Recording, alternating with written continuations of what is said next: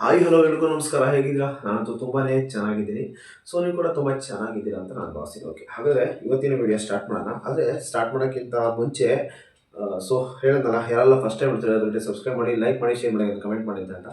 So already ಎಲ್ಲ ನೀವು subscribe ಮಾಡಿದ್ರು, ನೀವು ಕೂಡ ದಯವಿಟ್ಟು ಲೈಕ್ ಮಾಡಿ, ಶೇರ್ ಮಾಡಿ, ಕಮೆಂಟ್ ಆ ಫೀಡ್ಬ್ಯಾಕ್ ಮೂಲಕ ತಿಳಿಸಿ ಅಂತ ಹೇಳ್ತಾ, ಪ್ರತಿಯೊಬ್ಬರು ಕೂಡ ಈ ವಿಡಿಯೋನ ಪ್ರತಿಯೊಂದು 5 ಗ್ರೂಪ್ಗೆ, ವಾಟ್ಸಪ್ಪಲ್ಲಿ 5 ಗ್ರೂಪ್ ಹಾಕಿ, ಹಾಗೆ ನಿಮ್ಮ ಫ್ರೆಂಡ್ಸ್ಗೆ ಒಂದು ಅಟ್ಲೀಸ್ಟ್ ಒಂದು 2 to 5 ಪೀಪಲ್ಗೆ, ಫ್ಯಾಮಿಲಿ ಪೀಪಲ್ಗಾದ್ರು ಆಗಿರಲಿ, ದಯವಿಟ್ಟು ವಿಡಿಯೋನ ಶೇರ್ ಮಾಡಿ. ಸೊ ಯಾರೆಲ್ಲ ಬಿಸ್ನೆಸ್ ಮಾಡ್ಬೇಕಂತಿರ್ತಾರೆ ಅವ್ರಿಗೆ ತುಂಬ ಹೆಲ್ಪ್ ಆಗುತ್ತೆ.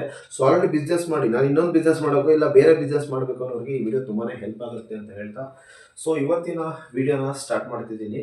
ಓಕೆ, ಗೊತ್ತಾಯ್ತಲ್ವ ಇದು ಯಾವ ಬಿಸ್ನೆಸ್ ಬಗ್ಗೆ ಅಂತ. ಸೊ ಕಾರ್ ವಾಷಿಂಗ್ ಬಿಸ್ನೆಸ್, ಬರೀ ಕಾರ್ ಅಂತಲ್ಲ, car, bike, auto, lorry, cycle ಯಾವುದೇ ಆಗಿರ್ಬೋದು.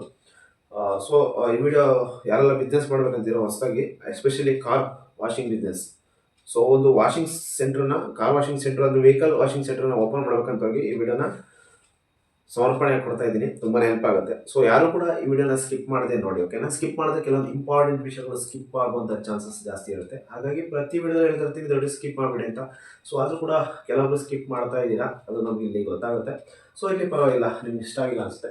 ಸೊ ಇವತ್ತಿನ ವಿಡಿಯೋ ನಿಮಗೆ ತುಂಬ ಹೆಲ್ಪ್ ಆದರೆ, ಇಷ್ಟ ಆದರೆ ಖಂಡಿತ ಒಂದು ವಾಟ್ಸಪ್ ನಂಬರ್ ಇಲ್ಲ. ಸೊ ಕಮೆಂಟ್ ಬಾಕ್ಸಲ್ಲಿ ನೀವು ದಯವಿಟ್ಟು ಕಮೆಂಟ್ ಮಾಡಿ. ನಿಮಗೆ ಬೇರೆ ಬಿಸ್ನೆಸ್ ಬಗ್ಗೆ ಐಡಿಯಾ ಬೇಕಿದ್ರೆ ಖಂಡಿತ ನನ್ನ ಕಮೆಂಟ್ ಬಾಕ್ಸಲ್ಲಿ ತಿಳಿಸಿ. ಸೊ ನಿಮಗೆ ಅದ್ರ ಬಗ್ಗೆ ವಿಡಿಯೋ ಮಾಡಿ ಹಾಕ್ತೀನಿ, ನನ್ನ ಒಂದು ಅನಿಸಿಕೆ, ಅಭಿಪ್ರಾಯನ. ಸೊ ನನ್ನ ಒಂದು ಅನುಭವ ಅಂದರೆ, ನಾನು ಬಿಸ್ನೆಸ್ ಮಾಡದೇ ಇದ್ದು ನಾನು ಒಂದು ಸ್ವಲ್ಪ ಅದ್ರ ಬಗ್ಗೆ ರಿಸರ್ಚ್ ಮಾಡಿ ಅದರ ಆಳ ತಿಳ್ಕೊಂಡು ಸೊ ಅದ್ರ ಬಗ್ಗೆ ವಿಡಿಯೋ ಮಾಡಿ ಹೇಳ್ತೀನಿ ಖಂಡಿತ. ಸೊ ಅದು ಲಾಭ ಇದೆಯಾ ನಷ್ಟ ಇದೆಯಾ, ಮಾಡ್ಬೋದಾ ಅಂತ. ಸೊ ಹಾಗೆ ನೇರವಾಗಿ ವಿಷಯಕ್ಕೆ ಬಂದ್ಬಿಡೋಣ, ಇವತ್ತಿನ ಬಿಸ್ನೆಸ್ ಐಡಿಯಾ ಬಗ್ಗೆ. ಸೊ ಯಾರೆಲ್ಲ ಫಸ್ಟ್ ಟೈಮ್ ಸಬ್ಸ್ಕ್ರೈಬ್ ಮಾಡಿ, ಆಲ್ರೆಡಿ ಹೇಳಿದ್ನಲ್ಲ.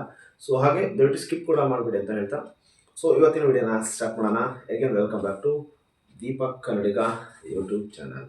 ಓಕೆ, ಹಾಗಾದರೆ ಈ ಬಿಸ್ನೆಸ್ನ ಎಲ್ಲಿ ಮಾಡಿದ್ರೆ ಸೂಕ್ತ ಅಂದರೆ, ನೀವು ವಾಷಿಂಗ್ ಸೆಂಟರ್ನ ಎಲ್ಲಿ ಮಾಡಿದ್ರೆ ಸೂಕ್ತ ಅಂತ ನೋಡೋದಾದರೆ, ಸೊ ನಿಮ್ಮ ಒಂದು ಸಿಟಿನಲ್ಲಿ ಯಾವುದೋ ಜಾಸ್ತಿ ಜನ ಓಡಾಡುವಂಥ ಜಾಗ, ಕಮರ್ಷಿಯಲ್ ಏರಿಯಾ, ಅಲ್ಲಿ ಮಾಡಿದ್ರೆ ತುಂಬಾ ಸೂಕ್ತ.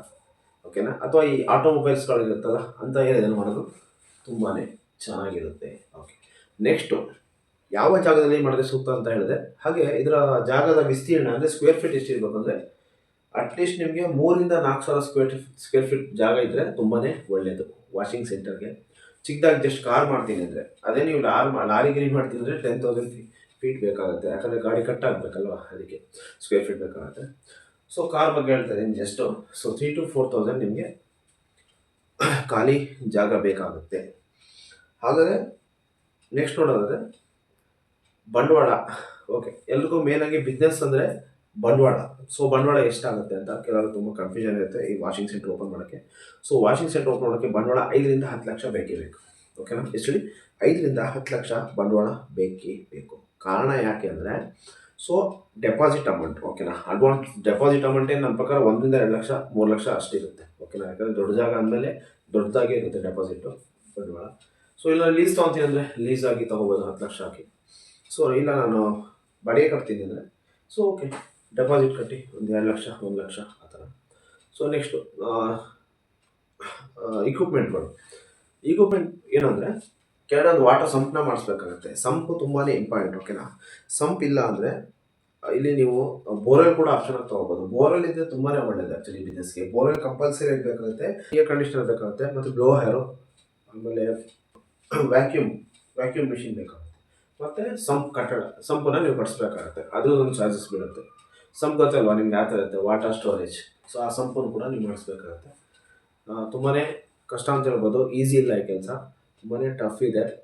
ಸೊ ದೊಡ್ಡ ಮಟ್ಟದಲ್ಲಿ ಮಾಡಬೇಕು ಅಂತ ಯಾರು ಇದ್ದರೆ, ಡೈಲಿ ರಿಕ್ವೈರ್ಮೆಂಟ್ ಅಂದರೆ ಡೈಲಿ ಬೇಡಿಕೆ ಇರುವಂಥ ಬಿಸ್ನೆಸ್ ಅಂದರೆ ಇದು ವಾಟರ್. ಓಕೆ, ನಡೆಯುತ್ತೆ.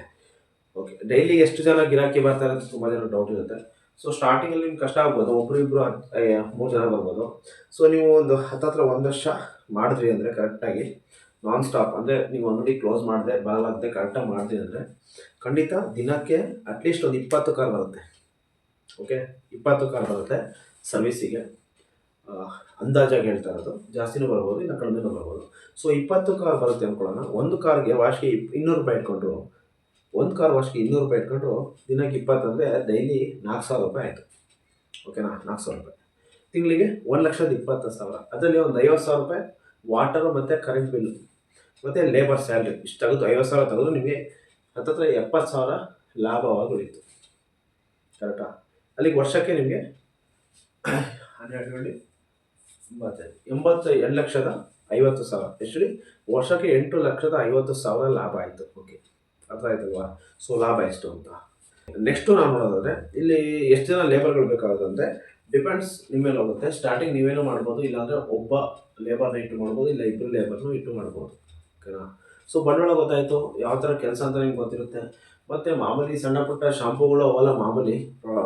ಸೊ ಮೇನಾಗಿ ನಿಮ್ಗೆ ಬೇಕಾಗಿರುವಂಥದ್ದು ಡೆಪಾಸಿಟ್ ಒಂದು, ಅಂದರೆ ನಿಮಗೆ ಬಂಡವಾಳ 5 10 ಲಕ್ಷ ಬೇಕೇ ಬೇಕು. ಸಣ್ಣ ಪುಟ್ಟ 50,000 ರೂಪಾಯಿ ಇಟ್ಕೊಂಡು ಮಾಡ್ತೀನಿ ಆಗಲ್ಲ. ಅಂದರೆ ಅವೆಲ್ಲ ಹಳ್ಳಿ ಮಟ್ಟಕ್ಕೆ ಮಾಡ್ಬೋದು, ಡಿಸ್ಟಿಕ್ ಲೆವೆಲಿಗೆ ಆಗಲ್ಲ. ಯಾರು ನಿಮಗೆ ಖಾಲಿ ಜಾಗನ ಅಷ್ಟು ಕಮ್ಮಿ ಡೆಪಾಸಿಟ್ಗೆ ಬಾಡಿಗೆ ಕೊಡಲ್ಲ. ಸೊ ಯೋಚನೆ ಮಾಡಿ, ಮಾಡೋಕ್ಕಿಂತ ಮುಂಚೆ ಈ ಬಿಸ್ನೆಸ್ ಮಾಡಿದ್ರೆ ಖಂಡಿತ ಕೈ ಹಿಡಿಯುತ್ತೆ, ಇಲ್ಲ ಅಂತ ಹೇಳಲ್ಲ. ಸೊ ನಿಮಗೆ ಖಂಡಿತ ಗಿರಾಕಿಗಳು ಬರ್ತಾರೆ. ಸೊ ವರ್ಷಕ್ಕೊಂದ್ಸರಿ ಆಯುಧ ಪೂಜೆ ಮತ್ತು ದೀಪಾವಳಿ ಅಂತ ನಡೆಯುತ್ತೆ, ಆಗೂ ಕೂಡ ಬಿಸ್ನೆಸ್ ತುಂಬಾ ಚೆನ್ನಾಗಿರುತ್ತೆ. ಸೊ ಓಕೆ, ಮಾಡ್ಬೋದು. ತುಂಬ ಜನ ಟಿ ಟಿಗಳನ್ನೂ ವಾಶ್ ಮಾಡಿಸ್ತಾರೆ, ಕೆಲವರು ಟ್ರಾವೆಲ್ಸ್ಗಳು ಇರ್ತಾರೆ, ಅವ್ರಿಗೆ ವಾಶ್ ಮಾಡೋಕ್ಕಾಗಲ್ಲ. ಕೆಲವರು ವಾಶ್ ಮಾಡ್ತಾರೆ, ಓಕೆನಾ? ವಾಶ್ ಮನೆಯಲ್ಲೇ ಮಾಡ್ಕೊತಾರೆ, ಇಲ್ಲ ಅಂತ ಹೇಳಲ್ಲ ಈಗೆಲ್ಲ.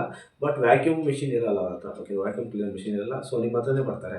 ಬ್ಲೋಯರ್ ಅಂತ ಗೊತ್ತಲ್ವಾ? ಫುಲ್ಲು ಏರ್ ಹೊಡೆದ್ಬಿಟ್ಟು ಫುಲ್ಲು ಕಾರೊಳಗೆ ಇರೋ ಡಸ್ಟೆಲ್ಲ ತೆಗಿತಾರೆ. ಸೊ ಅದು ಕೂಡ ಅವ್ರ ಹತ್ರ ಇರಲ್ಲ. ಆ ಸಂದರ್ಭದಲ್ಲಿ ನಿಮ್ಮ ಹತ್ರ ಬರಲೇಬೇಕು, ಬಿಸ್ನೆಸ್ ಆಗಲೇಬೇಕು. ಸೊ ಒಳ್ಳೆ ಬಿಸ್ನೆಸ್ ಅಂತ ಹೇಳ್ಬೋದು. ಸೊ ಇದಕ್ಕಿಂತ ಹೆಚ್ಚು ಮಾಹಿತಿ ಕೊಡೋಕ್ಕೆ ಇಷ್ಟಪಡಲ್ಲ, ಯಾಕಂದರೆ ಹೇಳ್ತಾ ತುಂಬ ವೇಸ್ಟ್ ಆಗುತ್ತೆ. ಕೆಲವೊಂದು ವಿಷಯಗಳಿಗೆ ಅರ್ಧ ಗಂಟೆ 20 ನಿಮಿಷ 30 ನಿಮಿಷ ಹೇಳ್ಬೋದು, 1 ಅವರ್ ಹೇಳ್ಬೋದು. ಬಟ್ ಈ ಸಣ್ಣ ಅಂದರೆ ದೊಡ್ಡ ಬಿಸ್ನೆಸ್ಸು, ಬಟ್ ಜಾಸ್ತಿ ಹೇಳುವಂಥ ಅವಶ್ಯಕತೆ ಇರೋದು ನಿಮ್ಗೆ ಗೊತ್ತಿರುತ್ತೆ. ಸೊ ಜಾಸ್ತಿ ಹೇಳಿದ್ರೆ ತುಂಬಾ ಲೆಂತಿ ಆಗುತ್ತೆ, ನಿಮ್ಗೆ ಕೂಡ ಬೇಜಾರಾಗುತ್ತೆ. ಸೊ ಸಿಂಪಲ್ಲಾಗಿ ಹೇಳಿದ್ದೀನಿ. ಇನ್ನೇನು ಹೆಚ್ಚು ಡೌಟ್ ಇದ್ದರೆ ಖಂಡಿತ ನಾನು ಒಂದು ಕಮೆಂಟ್ ಬಾಕ್ಸಲ್ಲಿ ಕಮೆಂಟ್ ಮಾಡಿ, ಅದಕ್ಕೆ ನಾನು ಖಂಡಿತ ರಿಪ್ಲೈ ಮಾಡ್ತೀನಿ. ಸೊ ಇವತ್ತಿನ ವಿಡಿಯೋ ಇಷ್ಟ ಆಗಿದೆ ದಯವಿಟ್ಟು 4 ಜನಕ್ಕೆ ಶೇರ್ ಮಾಡಿ, ಕಮೆಂಟ್ ಮಾಡಿ, ನಿಮ್ಮ ಒಂದು ಅನಿಸಿಕೆನ ಲೈಕ್ ಮಾಡಿ, ಸಬ್ಸ್ಕ್ರೈಬ್ ಮಾಡಿ ಮಾತ್ರ ದಯವಿಟ್ಟು ಮರಿಬೇಡಿ ಅಂತ ಹೇಳ್ತಾ, ಸೊ ಇವತ್ತಿನ ವಿಡಿಯೋನ ಏನು ಮಾಡೋಣ, ಇನ್ನೊಂದು ವಿಡಿಯೋದಲ್ಲಿ ಅದ್ಭುತವಾದ ವಿಡಿಯೋದೊಂದಿಗೆ ಆದಷ್ಟು ಬೇಗ ಬರ್ತೀನಿ. ಅಲ್ಲಿ ತನಕ ಹ್ಯಾವ್ ಎ ಗುಡ್ ಬಾಯ್.